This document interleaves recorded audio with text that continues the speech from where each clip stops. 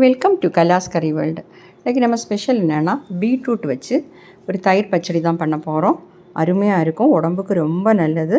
பீட்ரூட்டும் தயிரும் எல்லாம் சேரும்போது அது எப்படி பண்ணுறதுங்கிறத பார்க்கலாம் வாங்க.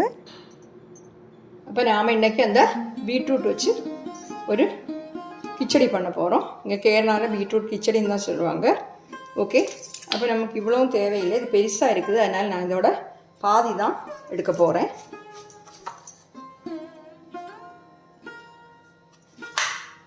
பார்த்தீங்களா, இதோட நல்ல ரெட் கலரில் இருக்குது. இது வந்து நல்ல பீட்ரூட்டு. இந்த ரெட் கலரில் உள்ளதான் நம்ம எடுக்கணும், அப்போ தான் நம்ம வைக்கக்கூடிய கிச்சடி வந்து நல்ல ரெட் கலராக இருக்கும்.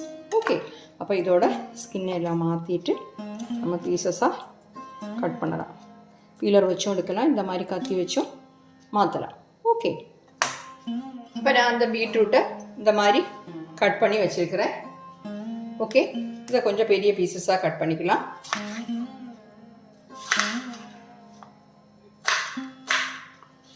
இந்த மாதிரி கட் பண்ணிக்கலாம்.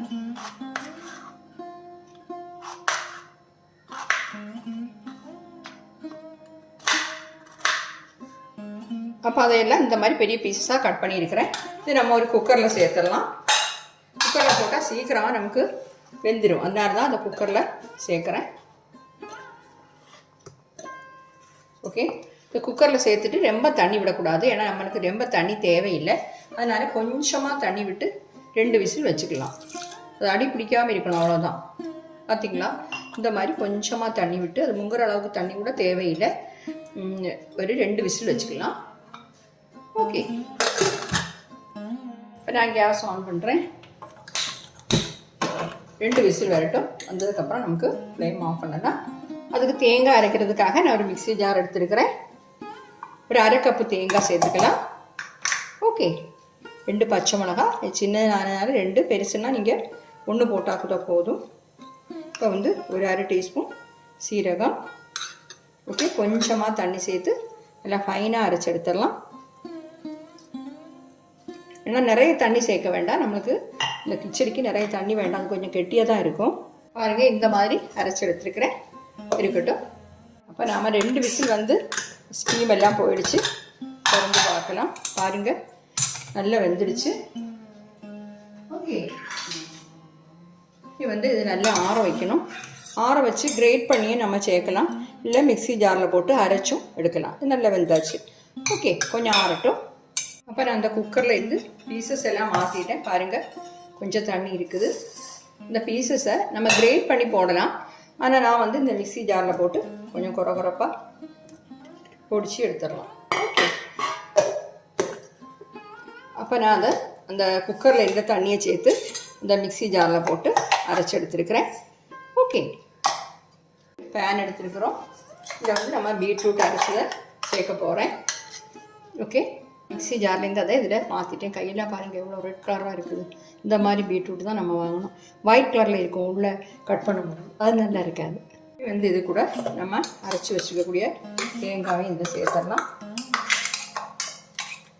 சேர்த்துட்டு நல்லா மிக்ஸ் பண்ணணும். ஓகே, சிலவங்க வந்து இதில் இஞ்சி போட்டு அரைப்பாங்க. நான் வந்து இந்த இஞ்சியெல்லாம் போடலை. தண்ணி நிறைய சேர்க்க வேண்டாம், அது கட்டியாக தான் கிடைக்கணும்.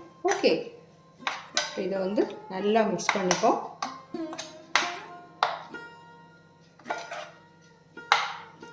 கேஸ் ஆன் பண்ணி வச்சுட்டு இந்த தேங்காயோட பச்சை வாசம் போகிற வரைக்கும் நம்ம கொஞ்சம் சூடு பண்ணணும். ஓகே, லைட்டாக சூடு பண்ணால் போதும். சிலவங்கள்லாம் என்னென்னா இந்த சூடு பண்ண மாட்டாங்க, பச்சையாகவே தேங்காயோட தயிரையும் சேர்த்துறாங்க. அப்படின்னா சீக்கிரமே நம்மளுக்கு கெட்டு போக சான்ஸ் இருக்குது, உடனே தீக்கணும். அதனால் நான் இப்படி சூடு பண்ணுறேன்.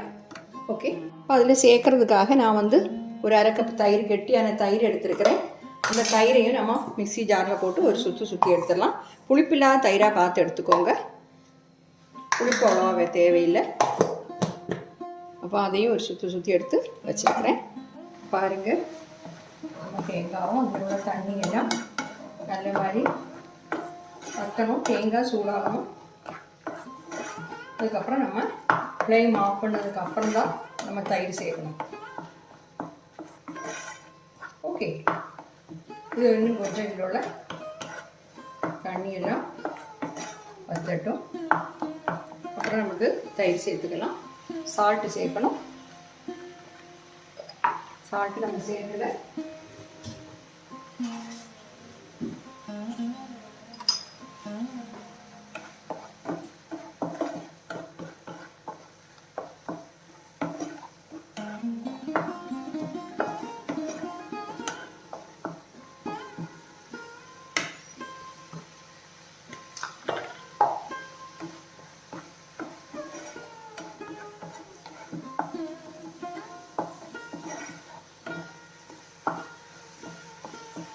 நல்லா கெட்டி ஆயிடுச்சு.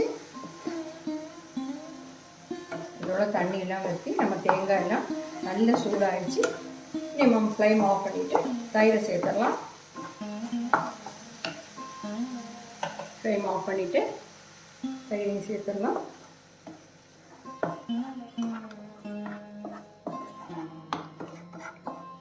அது தொட்டுக்கூட கறி தான், அதனால் ரொம்ப தண்ணியாக நமக்கு வேண்டாம். தயிரோட புளிப்பெல்லாம் பார்த்து நீங்கள் சேர்த்துக்கோங்க. ரொம்ப புளிப்புள்ள தயிர்னால் நீங்கள் பார்த்து சேர்த்துக்கோங்க. நம்ம கிச்சடி வந்து ரொம்ப புளியாகிடும்.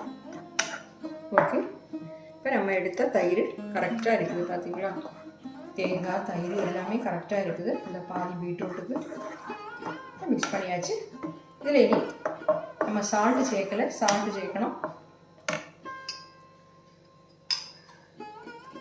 பாருங்க, இவ்வளோ போடலாம். இது வந்து நல்லா ஸ்வீட்டாக இருக்கும் இந்த பீட்ரூட்டு. அதில் அந்த தயிரோட புளிப்பும் அந்த சால்ட்டும் எல்லாம் சேர்ந்து நல்லா இருக்கும். நம்ம கல்யாண சத்யாக்கெல்லாம் இங்கே போகும்போது இந்த மாதிரி தான் வைப்பாங்க. நல்லா அரைச்சி இந்த மாதிரி வச்சுருப்பாங்க பீட்ரூட் கிச்சடி. கிரேட் பண்ணி வைக்கலாம், ஆனால் அது கொஞ்சம் இப்படி துருதுருன்னு இருக்கும்.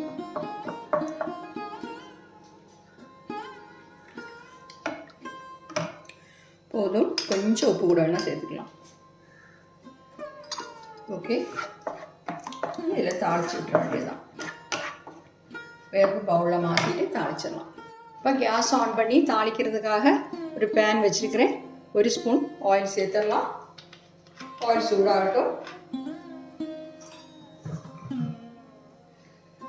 ஓகே, ஆயில் சூடானதும் 1 டீஸ்பூன் கடுகு, அப்புறம் வந்து காஞ்ச மிளகாய் ஒரு 3 எண்ணெய் சேர்த்துப்போம்.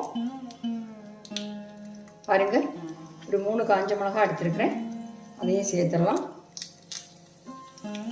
ஃப்ளைமை கம்மி பண்ணி வச்சுக்கோங்க.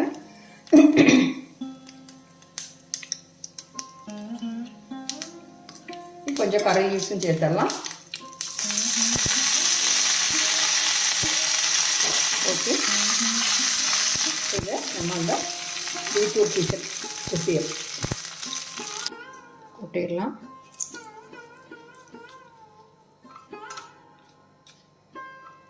ஓகே, பாருங்கள், நம்ம பீட்ரூட் கிச்சடி கேரளா ஸ்டைலில் உள்ளது சூப்பராக கிடச்சிருக்கு. நீங்கள் கட்டாயம் ட்ரை பண்ணி பார்க்கணும், நல்லா டேஸ்ட்டாக இருக்கும். Okay, thank you.